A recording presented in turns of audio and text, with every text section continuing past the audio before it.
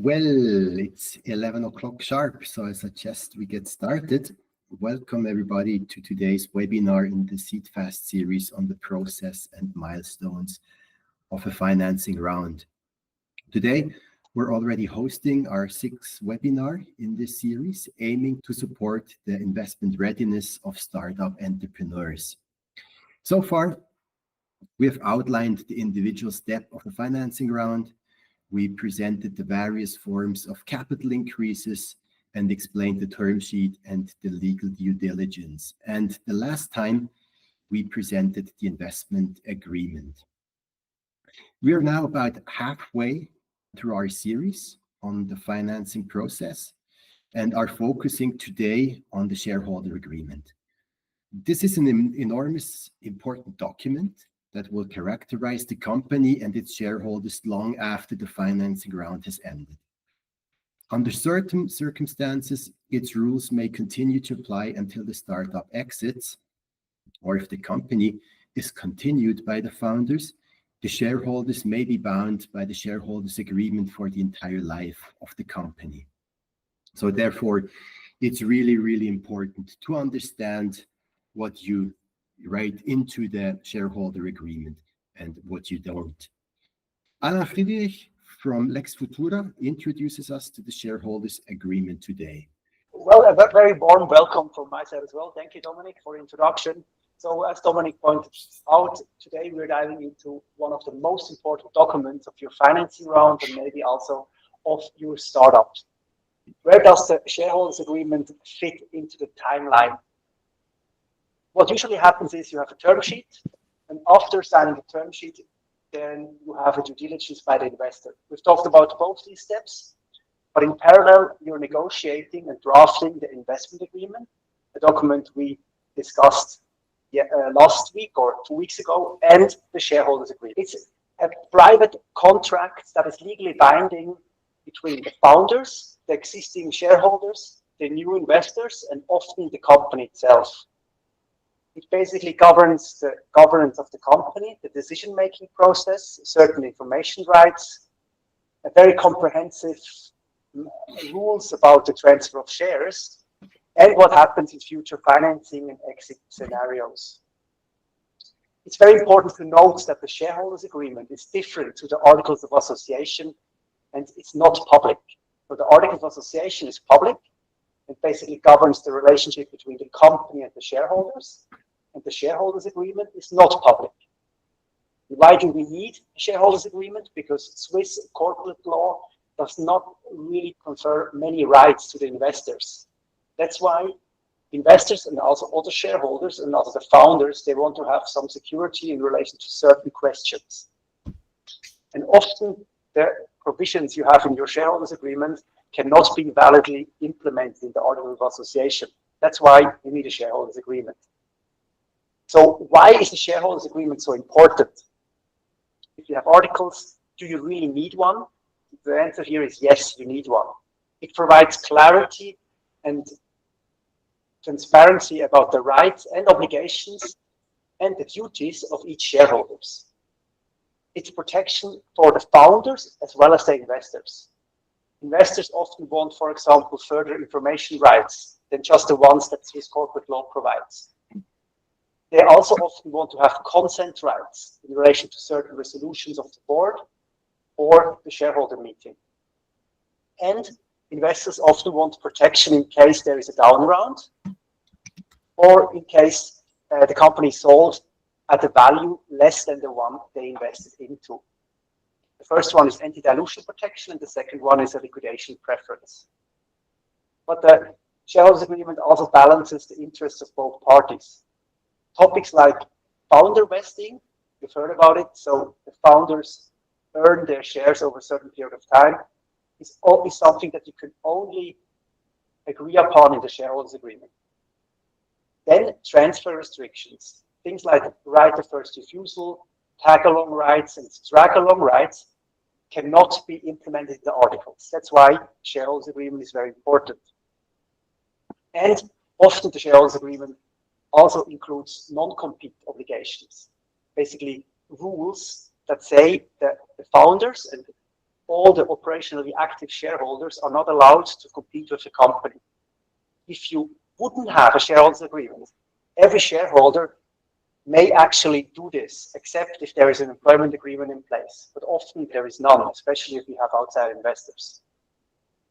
It's basically a document that makes everything very transparent and clarifies the expectations of one party and the other. So let's go to the key components of a shareholders agreement. First, you always need to have the ownership structure in the document. Usually this is in an annex, where you list out all the shareholders of the company, including the category: founder, pre-seed investors, seed investors, and the number of shares and the percentage of the company. So everyone in the group of shareholders is clear about how much do I own of this company. Then the organization and governance of the company. It basically says who can appoint the board member. So while corporate law says the board members are elected by the shareholders in general, by a majority decision, the shareholders agreement states, for example, the founders may nominate one or two board members, the pre-seed investor may nominate one board member, and the Series A or seed investor may nominate another one. And in total, the board has 3 or 5 members. And as I said before, investors often want to have consent rights. It's often under the label consent matters or important decisions of the board and the general meeting. It basically states that certain resolutions of the board and the general meeting need an approval by the investor. That means that even though the majority of the board approves a certain matter, if the shareholders agreement says, hey, for such a matter, for example, another capital increase, we need to consent as an investor, then the board can only reach a valid decision if that investor has approved. This is very important and something you really have to look at, because it might make your life later on a bit more complicated if the investor has too many consent rights or approval rights. Then information rights. As I said, Swiss law provides only very limited information rights. That's why the shareholders agreement often includes very comprehensive rules regarding the information that all shareholders or only part of the shareholders receive. Quarterly reports, business plan, KPI rights, sometimes even audit rights of each founder. Then employee participation or employee incentive plans. As you can imagine, if you have an ESOP or a RESOP outstanding, this is something that dilutes either the voting rights and the economic rights or only the economic rights of the shareholders. That's why if you want to implement, for example, a 10% participation pool, you need to have the approval of the shareholders. That's why you always have a sentence or a paragraph about the incentive pool, so that everyone who is a shareholder has knowledge about company being able to provide or grant option to certain people. 2 important clauses for investors: the liquidation preference, that's quite standard in venture deals. In Switzerland, the most commonly used liquidation preference is 1x non-participating, which especially in seed or pre-seed rounds, which means that in the worst case, the investors get at least their investment back. Down round protection is something else. So that means that if there's a down round, so if you do a capital increase after your first capital increase and the valuation of the company is below the initial one, the initial investor will receive additional shares as if he or she invested at the lower valuation. Then the subscription right basically means that in every capital increase, the current shareholders can participate to keep their percentage in the company. Often, the shareholders agreement says that the subscription rights can then be transferred from an investor to an affiliate, stuff like this. So that's also something important, and as you will see, many investors want such a subscription right for later rounds. A very important clause for the founders themselves is the founder vesting, or the leaver clauses. As I said before, and you probably heard before, the shares of the founding team are often earned over a period of time, typically 4 years with a 1-year cliff. That means if a founder leaves the company before the end of the 4-year period, he or she has to sell a certain number of their shares. the company at nominal value or to the other shareholder at nominal value. How you structure this really depends on the agreement itself and the investor. A lot of investors want that if someone quits the job just because he doesn't like it anymore, that person is considered a bad leaver and has to sell all the shares at nominal value to the company, which is quite harsh for founders. That's why you really have to look at this provision. It's an important one. Then the general transfer restrictions are very important as well and quite standard often. It basically helps to keep the people in the group of shareholders together. It means that you cannot just freely transfer your shares. Everyone else has a right of first refusal. In some cases, people have a call option. For example, if someone dies, or if there's a divorce, or someone commits a criminal act. So the other shareholders have a right to acquire the shares, depending on the event that takes place, either at nominal value or at market value.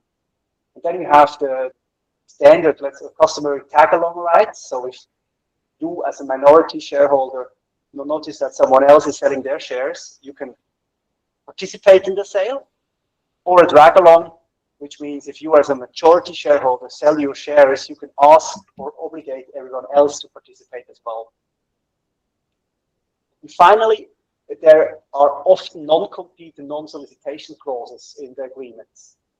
And these often refer to the founders plus the operationally active people, meaning that these people, while they are shareholders of the company, or even after, usually 1 to max 2 years, they have an obligation to not compete with the startup, with the company they previously worked at or were previously shareholder in. So these non-compete and non-solicitation clauses are often only for founders and operationally active people and not for investors. But you really have to look at this. And then obviously there are miscellaneous provisions, which are quite standard. But since the shareholders agreement is a very important document, you really should have a detailed look at it and take your time. Because once it's signed, it might make your life more difficult and sometimes easier. So to wrap up, the shareholders agreement is one of the most important long-term contracts of the company. It protects everyone, reduces legal uncertainty, and avoids, hopefully, future disputes. It's a tool for alignment. And I often experience that investors and founders engage in certain discussions just because of the shareholders agreement, because they notice that certain questions were not answered at the term sheet stage, although ideally we've talked about all the important clauses of the shareholders agreement already at the term sheet stage, so the shareholders agreement is not an issue anymore. Exactly. Dominic, do you have any questions, or does the audience have any question regarding the shareholders agreement? Not so far. So maybe let's draw your attention to SeedFast.ch and why we're actually having those webinars. So as Alain outlined, the shareholder agreement is only one piece of the puzzle that represents the whole financing round. And it therefore doesn't make any sense to instruct a lawyer to draw up a shareholder agreement in isolation if he has not been involved in the rest of the financing round. Anna explained how this plays together with the term sheet, etc., etc. And for this reason, Lex Futura and Konsento have launched the SeedFast initiative. This includes a complete package with all the legal advice, as well as the digitized tasks for the founders that come along with the pre-seed or seed financing round. If you're interested in this topic, you can find more information on SeedFast.ch. And now let's check again if we have any questions. And yes, in the meantime, there is one, and it refers to formal requirements of the shareholder agreement. You explained the differences to the articles of association, which are subject to decision of the general meeting. Now, amendments of the shareholder agreement are also often seen in the agenda of an AGM. Is this correct, or is this needed that the AGM decides on changes of the shareholder agreement? Maybe first we have to distinguish the shareholders agreement is, as I said, a private contract among all shareholders. So technically the shareholders have to decide certain amendments, and contracts often include a provision that, for example, 80% of all shareholders can change the shareholders agreement with effect for all shareholders. Whether that clause is legally valid or not is another question, particularly if certain clauses are introduced that are to the detriment of certain shareholders who have not approved it. But the general meeting technically is regarding the relationship of the shareholders and the company. So it's a different relationship.